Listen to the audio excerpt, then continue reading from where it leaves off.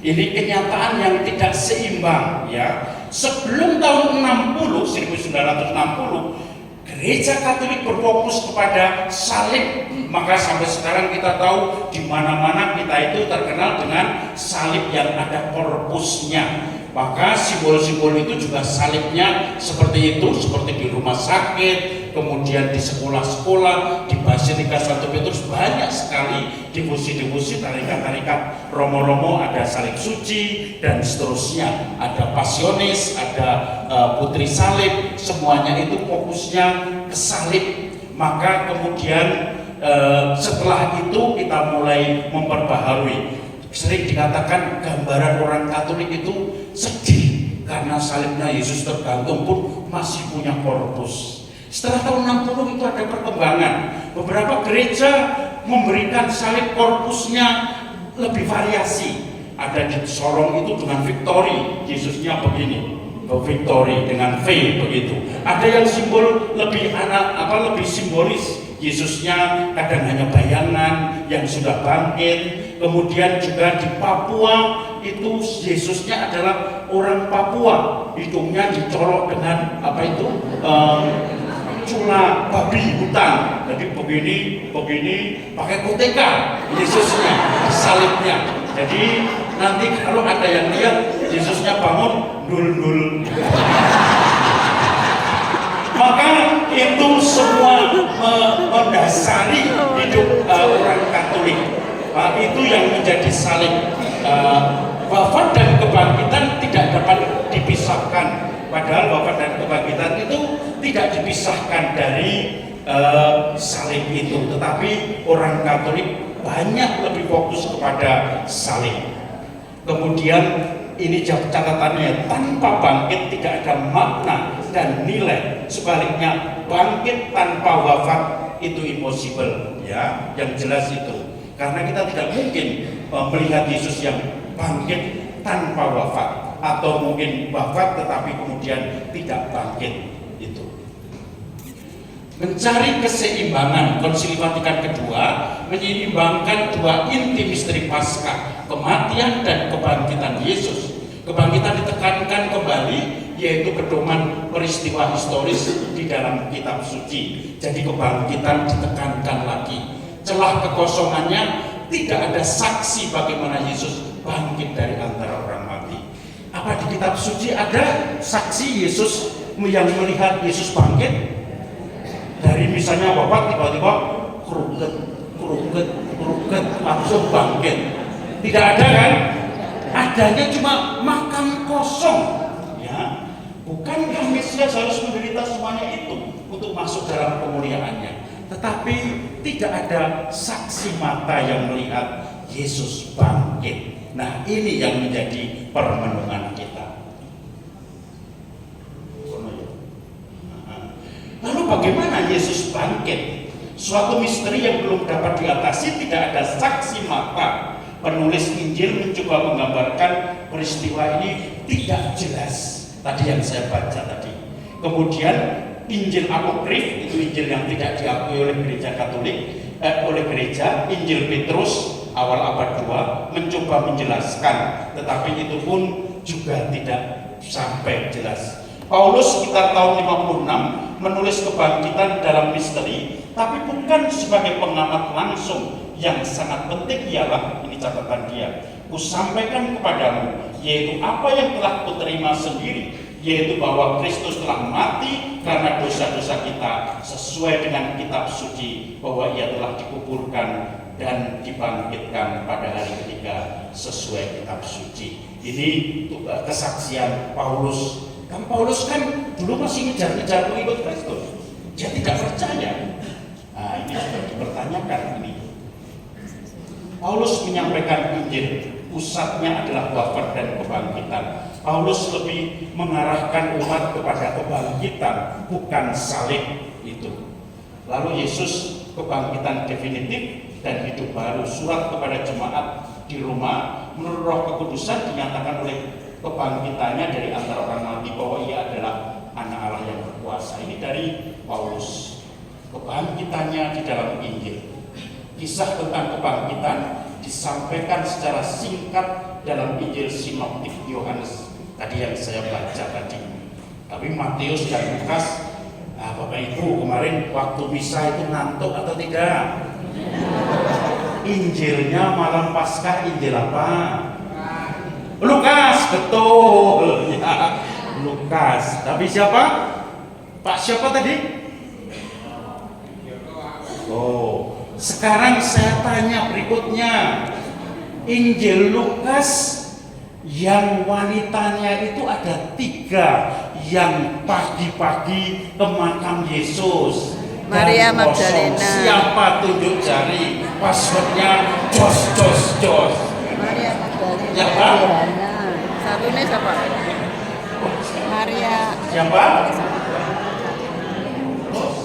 Ada 3. Ada 3 siapa? Ayo. Siapa? Diana, Maria Magdalena dan Maria ibu Yakobus. Marianya benar Maria yang pertama Maria siapa? Magdalena. Magdalena benar. Betul. Oke, mungkin mirip-mirip ya. Maria dari Magdala. Ibu siapa namanya? Bu Evi dari mana Bu Evi? Dari PD Purworejo. Tepuk tangan Bu. Oh ya, dari Korea Ibu ya. Dapat hadiah Ibu. Hadiahnya adalah apa ini? Makan malam. Ini hadiahnya ada tempat untuk minum ya. Oke, selamat. Silakan minum bersama Maria Magdala. Oke, Bapak Ibu, saudara-saudari yang terkasih. Itu disingkat tadi secara singkat hanya mengatakan Maria Magdalena pagi-pagi dia bergegas-gegas karena masih ketakutan untuk ke makam. Kemudian ketika sampai makam kosong. Begitu dibuka punya bunyi kuk. Ternyata burung hantu dan tidak ada siapa-siapa lagi. Lalu dia pulang ketakutan dan menceritakan kepada 2 murid pun tidak percaya awalnya. Lalu kemudian Petrus lari bersama murid yang dikasihi. Sekarang siapa murid yang dikasihi itu? Yohanes. Itu Ibu tunjuk jari. Rama. Sana sudah tunjuk jari. Siapa Ibu murid yang dikasihi? Yohanes. Yohanes Nardino. Kebetulan Ibu dari mana? Dari paroki mana? Maria Asunta. Itu nama siapa? Oh, Kristina. Yohanes ya Ibu ya. Betul. Terima kasih Bu Rosario. Semoga bersama Bunda Maria senantiasa berdoakan. Tadi Bapak yang menjawab tadi, ini ada salib. Silakan nanti dipakai sebagai tanda kemenangan. Tepuk tangan untuk Ibu. Saudara-saudari yang terkasih, semua ketakutan Yohanes lari, kemudian dia lebih cepat, tetapi dia waktu itu gambarannya adalah Petrus ini yang tokoh utama. Maka Yohanes pun tidak berani masuk duluan, tetapi dia nunggu Petrus. Ketika Petrus masuk duluan dan kemudian tidak juga percaya, dia keluar lagi. Murid yang dikasihi Tuhan masuk kemudian percaya. Jadi hanya satu yang percaya pada awalnya, tetapi masih dalam ketakutan. Tahun 95 Ibu, saya ditugaskan di Papua. 95 saya masih imut-imut waktu itu ya. Masih langsing, masih ini seger karena jalan kaki ke sana kemari begitu. Salah satu umat yang saya kunjungi, saya dampingi harus berjalan 3 hari dan harus menginap di sana. Itu adalah satu umat transmigran, bukan asli Papua. Kebanyakan orang Flores. Kemudian di situ ada transmigran lain yang orang ada Kulon Progo, ada Pokap, ada Purworejo, tetapi bukan Katolik. Maka saya sebagai orang Bantul, saya juga mengunjungi mereka.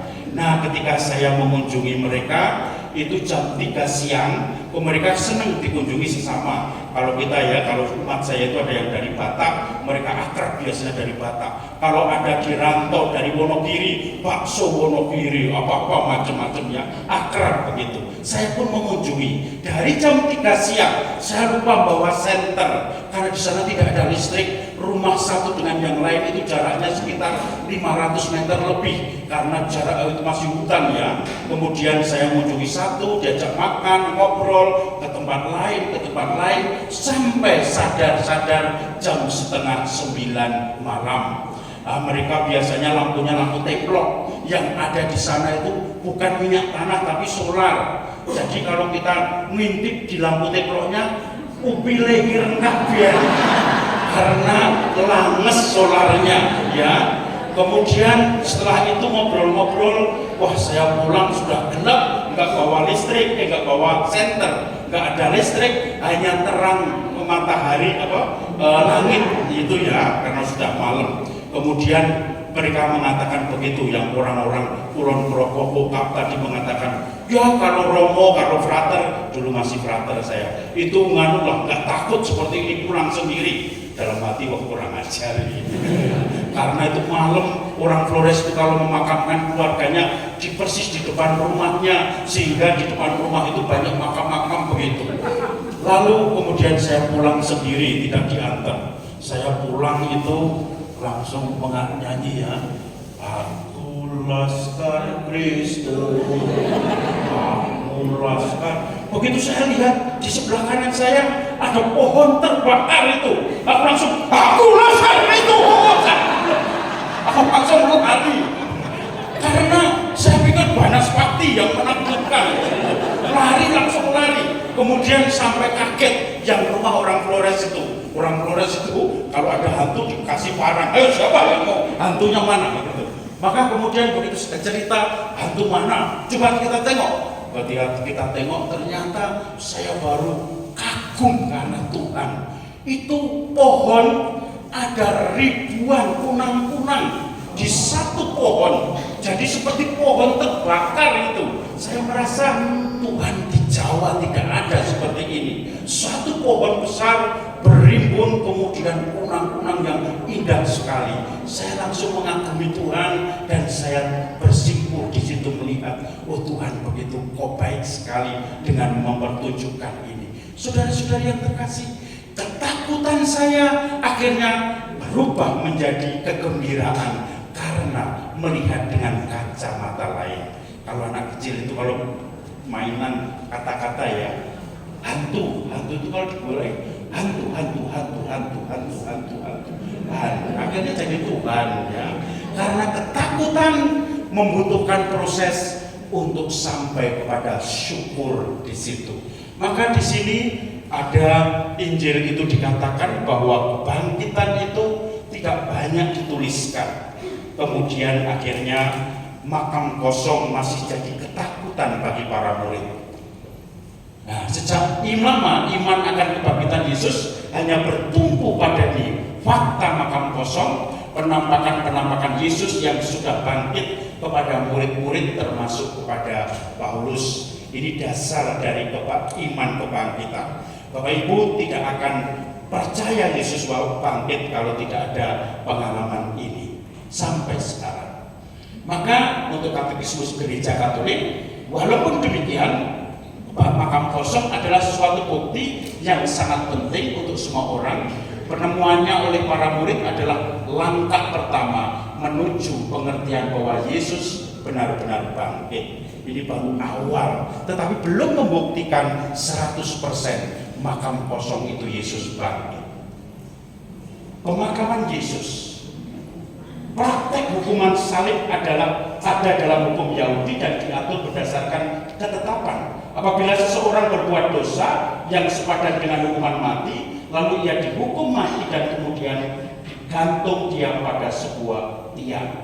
Itu dari Ulangan 21, 22 sampai 23. Nah, ini perbedaan pemakaman Romawi dan Yahudi. Kalau Romawi itu, kalau pemakamannya adalah ketika orang memberontak tidak akan dimakamkan, dibunuh, disalib, tetapi ditunjukkan di tengah alun-alun supaya orang tahu ini akibatnya kalau kamu memberontak. Itu kalau Roma. Tetapi kalau Yahudi harus cepat-cepat dimakamkan, najis. Maka pada waktu itu paginya itu sudah ada hukum Sabat, maka orang harus cepat-cepat dimakamkan, tidak boleh ada yang tergantung di salib.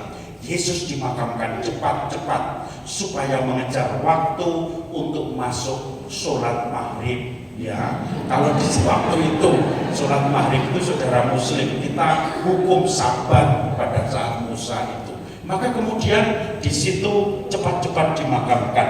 Maka kebiasaan Romawi untuk tidak mengadakan upacara penguburan bagi penjahat yang dihukum mati itu membiarkan mayat tergantung di salib berhari-hari supaya membuat orang Yahudi ngeri kalau memberontak itu. Sementara orang Yahudi ini pada jam 3 berserulah dengan suara nyaring, Yesus menyerahkan nyawanya. Jam 3 maka dikejar supaya dimakamkan hari itu. Orang yang takut-takut menghadap Yesus, Yusuf dari Arimatia dan Nikodemus, kemudian menghadap prajurit untuk memakamkan Yesus. Nah, ini tanda harapan bahwa pengikut Kristus ini tidak akan habis. Ada yang berani maju, yaitu Nikodemus dan Yusuf dari Arimatia dan murid yang dikasih Yesus tadi, walaupun semua yang lain lari. Tindakan penguburan itu berebut dengan waktu matahari terbenam. Bulan April di Yerusalem itu sekitar jam 18 itu sholat maghribnya. Maka perayaan Paskah itu mulai tidak ada mayat yang boleh tergantung di salib. Maka ini Yusuf dari Arimatia ini ada dua gambaran pemakaman sederhana dan pemakaman meriah. Pemakaman sederhana itu digambarkan oleh Injil-Injil dari Matius, Markus, dan Lukas. Dikatakan tiba-tiba muncul bagian akhir itu condong melihat Yesus. Tidak semua Mahkamah Agung berusaha memihak Yesus, tetapi dia memihak Yesus, Yusuf dari Arimatia. Markus menguraikan dengan singkat, yaitu dikatakan Yusuf dari Arimatia membeli kain linen, menurunkan mayat Yesus, mengafaninya kain linen, dibaringkan dalam kubur batu. Maria Magdalena dan Maria Ibu Yesus melihat semuanya itu ada di kubur. Injil apokrif itu tadi katakan, Injil Petrus mengatakan semua menurunkan, dan sesudah menurunkan Tuhan ia membasuh dan memasukkannya ke dalam makamnya sendiri. Kemudian apakah itu maksudnya Yusuf dari Arimatia, dia sendiri dengan tangannya sendiri? Tetapi ini didebat, tidak mungkin Yusuf dari Arimatia itu menyentuh jenazah karena itu haram, menurut najis menurut hukum Taurat. Sempat membeli kain menyentuh mayat Yesus itu dipertanyakan karena orang Yahudi yang tersentuh mayat itu najis. Itu yang dikatakan. Nah, ini makamnya itu seperti ini, makam yang di sana itu. Jadi seperti apa kuburan Yesus? Kuburan berupa lubang datar masuk ke batu karang, bentuknya kotak panjang, tinggi kira-kira 40 cm, digali secara mendatar dan seterusnya. Pokoknya seperti ini. Dalamnya seperti ini dalamnya, ya. Nah, ini. Maka Yesus dimakamkan seperti ini. Pemakaman mewah ala Raja Murid Yohanes. Kalau tadi pemakamannya sederhana, tetapi kalau Yohanes menuliskannya mewah karena Yesus dianggap raja. Berbeda dengan Injil tadi, yaitu Markus, Matius, Lukas, Yohanes menampilkan kematian Yesus sebagai kematian yang mulia, sebagai raja. Disebutkan Nikodemus datang membawa campuran minyak mur dengan minyak gaharu kira-kira 50 kati beratnya, mengafani dengan kain linen, membumbui dengan rempah-rempah menurut adat orang Yahudi. Rempah-rempah itu beratnya 50 kati, ini kurang lebih 50 kati itu 40 kilogram. maka ini pemakaman seorang raja. Jadi gambarannya lain antara Yohanes dengan Markus, Matius, dan Lukas. Ini berkelimpahan. Kelimpahan ini melambangkan kemurahan hati Allah. Mukjizat air jadi anggur atau menangkap ikan sebanyak 53 ekor. Ini sebagai gambaran yang dituliskan oleh Yohanes. Penjagaan ketat intinya adalah tidak mungkin mayat dicuri karena penjagaan ketat. Ini dituliskan gambarannya seperti itu. Yesus tidak mungkin dicuri oleh orang, ada penjagaan ketat dan serdadu. Maka kemudian makam kosong, apakah menghadirkan iman? Makam kosong. Sejak zaman Markus, kedua tradisi itu sudah menjadi satu kesatuan namun tidak sama nilainya. Makam kosong tidak melahirkan iman. Penjelasan tentang makam kosong diantisipasi oleh malaikat. Ia telah bangkit, ia tidak ada di sini. Lihat, inilah tempat yang mereka membaringkan dia. Makam kosong tidak melahirkan iman para murid bahwa Yesus bangkit. Maka timbul pertanyaan, apakah jenazah dicuri? Itu menurut Injil kan? Atau sungguh bangkit? Nah, ini ada dua pertanyaan. Karena Maria Magdalena masih gelap matanya sehingga menganggap dicuri orang. Ketika ketemu dengan Yesus, Maria masih mengatakan, "Bapak, kemana kau sembunyikan jenazah dia supaya saya bisa mengambilnya?" Lalu Yesus memanggil Maria. Lalu Maria menyatakan, "Rabuni." Nah, itu baru mulai terbuka matanya. Makam kosong lebih sekedar tanda peneguhan iman yang sudah ada sebelumnya. Makam kosong bukan dasar orang percaya bahwa Yesus bangkit, tidak memberi bukti tentang kebangkitan. Iman bukan karena melihat, tetapi karena percaya tanpa syarat. Makam kosong sebagai konsekuensi atas kebangkitan Yesus. Bagian terpenting adalah tubuh Yesus tidak ada di dalam makam itu. Maka makam kosong tidak ada di dalam tubuh Yesus, tidak ada semuanya. Bapak Ibu, saudara-saudari yang terkasih, kalau orang mengalami ketakutan itu kadang tidak bisa melihat dengan jernih. Dulu ketika saya masih frater awal-awal di Girisunta novisiat, itu setiap malam kami harus ada yang ronda malam. Kalau ada pencuri, karena kompleknya itu sekitar 4 hektar. Sekarang mungkin tambah lagi berapa ya? 3 hektar lagi tambah ya. Jadi 7 hektar sekarang itu sekitar itu. Maka harus ada yang kontrol. Maaf ini, kalau menjelang lebaran puasa kebanyakan banyak yang hilang itu buah-buah dan seterusnya, mungkin karena butuh ya. Itu ada yang satu tandan pisang, ada yang nangka, ada yang apa itu. Kemudian saya mungkin ada yang nyuri. Romo magisternya itu Romo kalau tidurnya malam, maka dia mungkin mendengar di belakang kamarnya ada orang yang mencuri. Langsung kami yang jaga malam dibangunkan supaya keliling.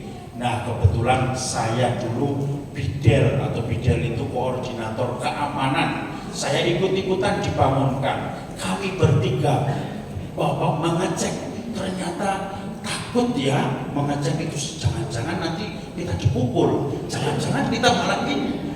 Maka kemudian kami bertiga itu saling adu punggung. Jadi begini jalannya begini. Jadi kalau ada serang dari sana siap, serang sana siap. Bertiga adu punggung. Ketika kita jalan, tiba-tiba ada kelapa jatuh, langsung lari semua dan ketakutan semua. Jadi karena apa? Orang tidak fokus, langsung lari semua. Baru paginya ketahuan itu ternyata cengkeh itu digergaji ujungnya, kemudian di situ ada tas, kemudian ada topi yang ditinggalkan karena kami keluar celora-celora begitu. Dan kemudian memang tidak jadi dicuri, tetapi memang benar pencuri. Tetapi ketakutan itu membuat kami tidak bisa apa-apa. Ketakutan membuat kita kadang-kadang stres.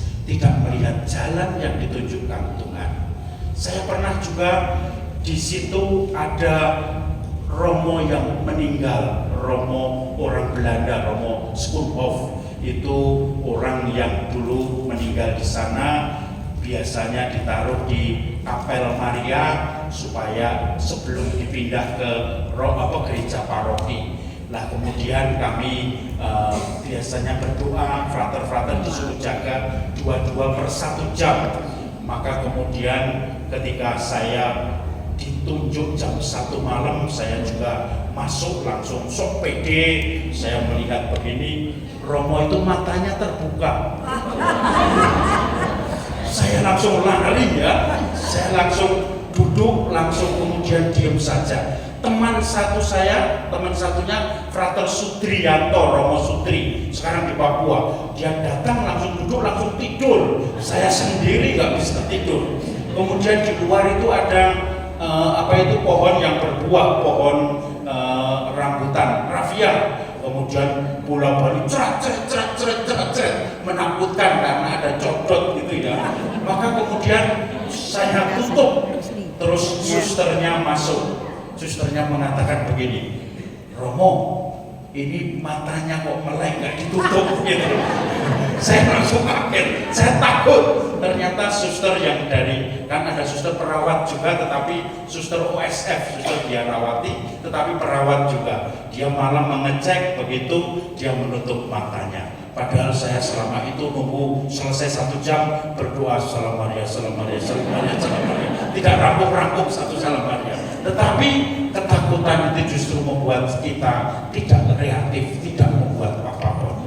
Maka ini yang kemudian terjadi. Maka kosong tidak perlu diikuti dengan ketakutan, tetapi kegembiraan. Kesaksian para murid Maria Magdalena, saksi penting. Saksi pertama tentang warta kebangkitan Yesus adalah Maria Magdalena, seperti bacaan sekali. Sayangnya kesaksian Maria ini tidak kuat. Zaman dulu wanita itu kalau bersaksi tidak dipercaya, karena menurut persidangan tidak boleh wanita bersaksi. Ini ada tulisan beberapa dari Perjanjian Lama. Sayangnya ini, mengapa status perempuan di masyarakat Yahudi diskriminasi tajam antara laki-laki dan perempuan. Seorang ayah dapat menjual anaknya untuk dijadikan budak jika anak masih di bawah 12 tahun, anak perempuan ya. Istri wajib taat pada laki-laki, suami menjadi tuan. Poligami diizinkan, tapi memang tidak banyak laki-laki yang menghidupi 2 istri. Tetapi menurut beberapa bahkan dikatakan, saya tidak tahu apakah belakang ada, diskriminasi yang tajam itu ditunjukkan dalam kitab Kejadian 18:15. Perempuan itu pembohong. Sarah yang tidak mengaku kalau tertawa, kan dikatakan engkau tertawa, maka anak ini disebut Iskak karena tertawa. Saya tidak tertawa. Ya, engkau tertawa. Itu digambarkan Sarah pembohong. Kemudian kesaksian Maria Magdalena pada murid Yesus, hanya Petrus dan murid yang dikasih Yesus yang berlari. 8 murid yang lain, beberapa murid yang lain tidak ikut. Tetapi yang ikut hanya Petrus dan murid yang dikasih Yesus, yang percaya pada Maria. Bandingkan 1 Korintus 14 ini, Paulus ya, tidak sopan bagi perempuan untuk berbicara dalam pertemuan jemaat. Ini saya hanya ingin menggambarkan ini tidak benar ya. Oke, menerima dan seterusnya. Petrus, Yohanes, Yakobus saksi sekunder kebangkitan. Ia melihatnya dan percaya. Itu awal dari kepercayaan di balik makam kosong. Lukas tidak pertama-tama bermaksud untuk menyampaikan saksi, tapi hadir secara nyata dalam dialog. Puncaknya dalam roti dan anggur, ini dalam kisah Emmaus. Kemudian dikatakan bukan Mesias harus menderita, itu dikatakan dalam dialog terhadap 2 orang itu. Lalu Ekaristi dalam perayaan wafat dan bangkit. Perjalanan Emmaus, Yesus hadir dalam komunitas, sebab di mana dia 2-3 orang berkumpul atas nama, di situ aku hadir di tengah-tengah. Maka Ekaristi itu, saya cepat saja, ini kebangkitan diserahkan ke tangan orang-orang berdosa. Ini kata-kata pentingnya. Kebangkitan, pengenapan ujian Nabi Perjanjian Lama kebangkitannya membuktikan bahwa ia adalah Allah. Maka refleksi teologis kebangkitan Yesus dalam perayaan ini, maknanya adalah hal yang berharga adalah kebangkitan Yesus dari kematian, mengambil bagian dalam pemulihan Allah, mengambil bagian dalam pemulihan kegemilangan. Nah, ini bukan harapan yang kosong. Sumber ini selalu diberikan oleh Roh Kudus berlimpah-limpah. Dan kemudian akhirnya Paskah tidak berarti kematian, tetapi melangkai melewati kematian, yaitu kebangkitan, beroleh janji keselamatan, memandang hidup dengan penuh pengharapan, sukacita.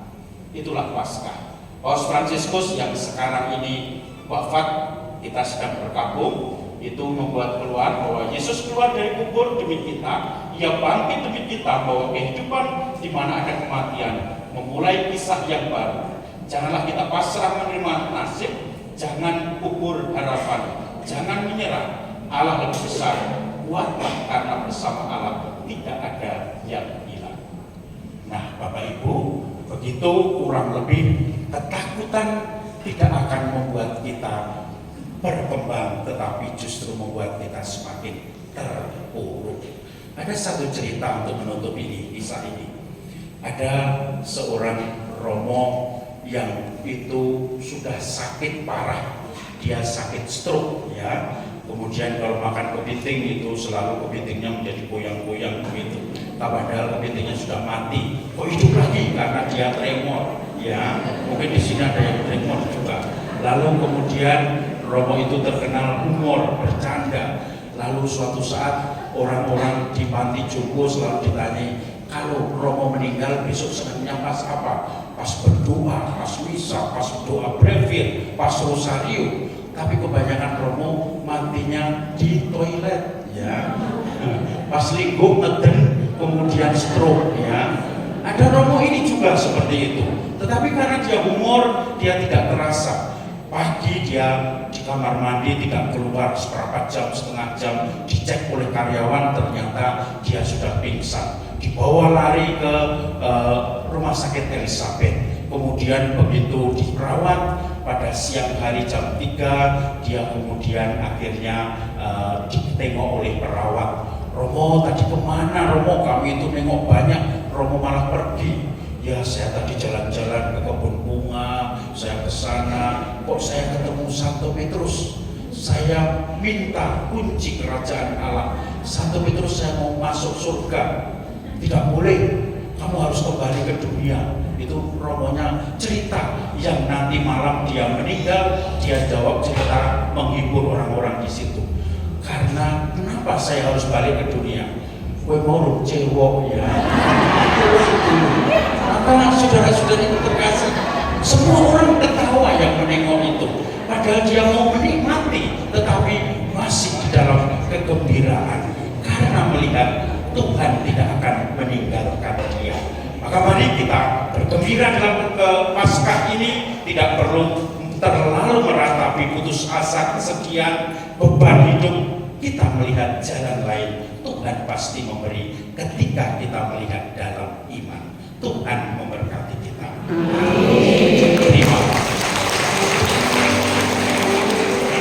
Terima kasih Romo Teguh dari tim Pujian.